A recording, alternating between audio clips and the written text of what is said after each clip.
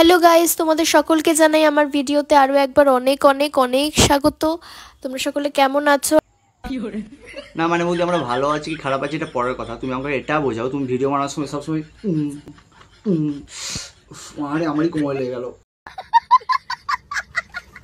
মানে এরম এরম করো কেন? মানে সোজা হয়ে কি দাঁড়াতে পারবো না? এখনই কি এই বয়সে বাতের রোগ চলে এসেছে? একটা ব্লাউজ পিস ছিল, ওটাকে আমি বানিয়ে আর ভিডিও বানানোর সময় মুখটা সময় এরকম ছুঁচের মতো করে আছো কেন? আর হোয়াইট শাড়ির সাথে আমার একটা বেশ সুন্দর যাচ্ছে। এর সাথে আমি ম্যাচিং চুড়ি পরেছিলাম আর আমার একটা হাড়ি সেটের কানের দুল ছিল। তো এই মারা বৌদি মানে বারবার রকম হালতে বসার মতো বসছো, তারপর মুখটা ছুঁচের মতো বাঁকাচ্ছো। মানে মাথায় টাল আছে না পিছনে টাল আছে? পরের ভিডিওতে, পরের গেট রেডি উইথ মিতে।